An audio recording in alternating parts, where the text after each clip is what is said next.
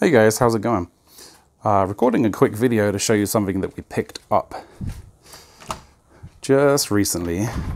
I'm recording this on my phone, so excuse the pretty dodgy quality, and it's a little windy out here too. Can I switch? Nope. All right, well, I've got to stop and switch it over. Anyway, here we go. We picked up this RV. Needs a little bit of work. You can see I've hooked up a battery temporarily here and some propane just to test it out. Has a little bit of damage on the roof, which I think you can see there. Not too bad. The rest of the roof is in pretty good condition.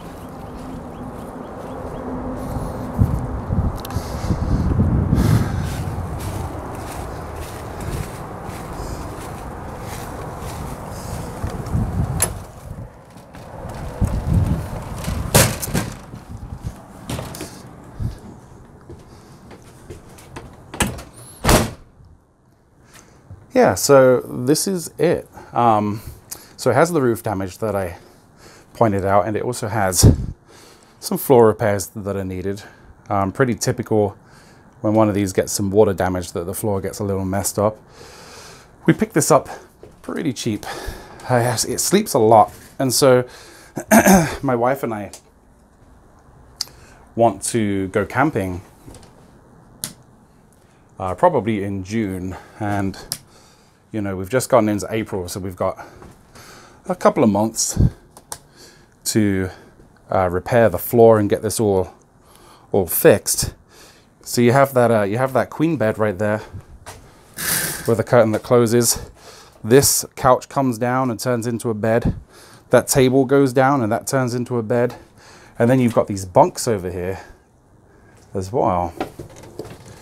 It has a shower, actually has a bathtub, surprisingly, and a sink, obviously. The vents need to be replaced, but and there you can see that's where part of the ceiling came down because of that water. So yeah, lots of work to do. But the thing that's interesting to me with an RV is that it's the perfect project for me to test my projects on. So RVs typically run on 12 volts. I think some of them run on 24 volts, but most of them run on 12 volts, and 12 volt equipment is really easy to come by. You know, it's very, very common. You can pick it up at any grocery store even. And so this is the best place for me to test my slave cell controller. And so I'm going to try to explain in practicality how that would work. And so to do that, we're going to take a look outside. So here we are back at the battery. This battery has about 500 watt hours, or somewhere between 40 and 50 amp hours. And if you're not hooked up to 110 volt, then this battery is all of the energy that you have to run your camper. So 500 watt hours or 40 to 50 amp hours, that's not a lot of energy. You know, the fridge in this camper could use that, would use twice that in a day. And just running these lights, they're not LED lights, they're using quite a lot of power. So if you want to be off the grid for any extended period of time, like we would want to, then you're going to need a way to store that energy or to recoup the energy. And so typically what people do is add some batteries, or add solar power, or, you know, they add a combination of both. And I think that's something that I will definitely be doing. But you can only have so many solar panels because there's only so much roof space, and you can only have so many batteries, at least on the front of the camper. And the more batteries you have in a 12 volt system where they're parallel, it gets a little risky if one battery goes bad, because that battery will pull the voltages of all of the other batteries down, and then you just start to lose any energy you're trying to store. That's especially true for lead acid batteries, less true for the lithium iron phosphate, because typically if they detect a problem with their cells, they'll actually disconnect entirely, and then the rest of the bank would be okay. But lithium iron phosphate is expensive. So I'm sure that some of the people watching this are aware of DIY power walls. That is where people take lithium ion 18650 cells and weld or solder them together to create giant 48 volt lithium ion batteries. I don't need a 48 volt battery for this camper, and I don't want to use used lithium ion cells in that way, because if some of the cells are bad and it goes a little funky and it goes wrong while we're on the road, that's not going to be helpful. You know, we're going to be traveling with 4 daughters, and I don't want something that is that kind of risk. So the idea of the overflow cell is that it can plug straight into an existing 12 volt system. So as I come down to here, excuse the mess because I've been really kind of screwing with this thing. But as we come down to here, you'll see right here we have, I can't get this thing to stay still. Okay, right here we have the AC breakers. So that's for the 110 volt coming in. You can see we've got microwave. I don't know what refer is. I don't know what that is. I have no idea what half this stuff is. Anyway, but these are the breakers going around the camper to provide 110 volt power. Up here is the 12 volt fuse box. And if we look at, oh, where did it go? Well, whatever, I've lost it. I'm just losing everything. I have a sheet that tells you what each of these fuses does. But essentially this fuse box is distributing the 12 volt power to a bunch of different things. You know, one of these fuses is for lights, and you know, one of them is probably for the water pump. But as you can see, there's a bunch more fuses available on here. And so, excuse me, the idea of the overflow cell would be that it would connect into this. You'd connect your negative over on this bus bar, and then you connect the positive in with, say, a 10 amp fuse. And when your solar panels are charging the main battery, the voltage of the main battery will go up. And as the battery becomes mostly charged, it will reach a voltage, and then typically once you get to, say, 14 volts, the charge would actually slow down, because that battery can no longer take all of the power that the solar panels are offering.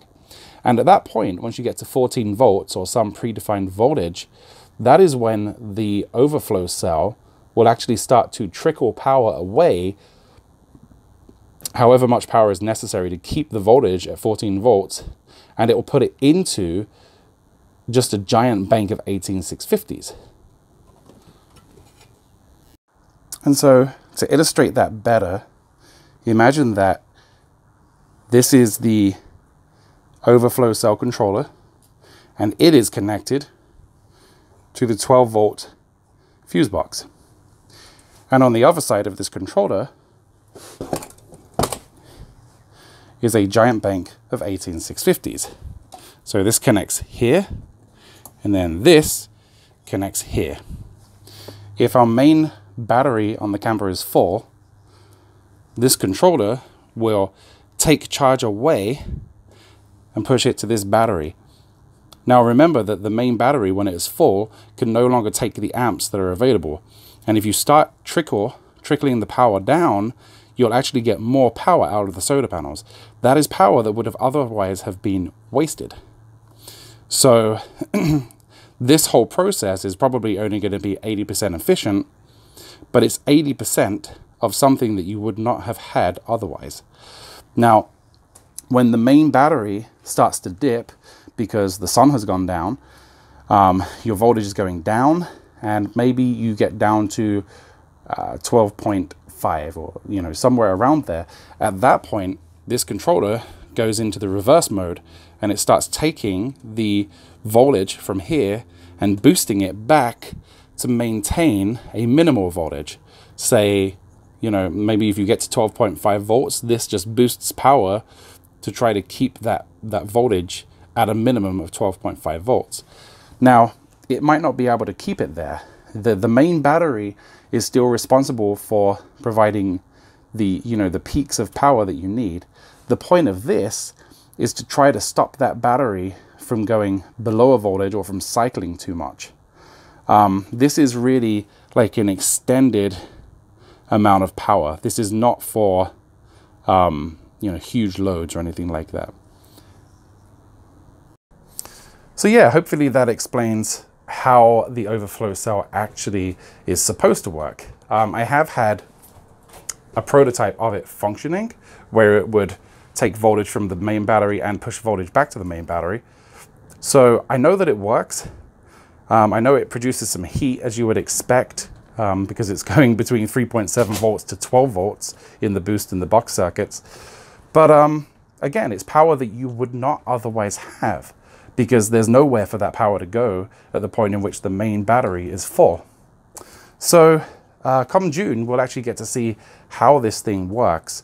Part of the beauty of running one big bank of 18650s is that the Arduino that will control the actual circuitry for bucking and boosting the power also acts as the BMS, as there's only one voltage to monitor.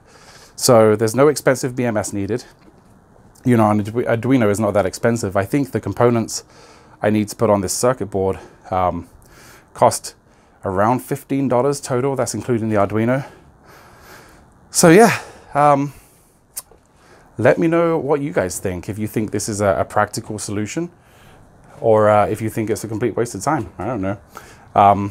Subscribe if you're interested. If you want to keep up on the progress, then you might want to hit the bell button so you can be notified of new videos. But until next time, thanks for watching. Bye.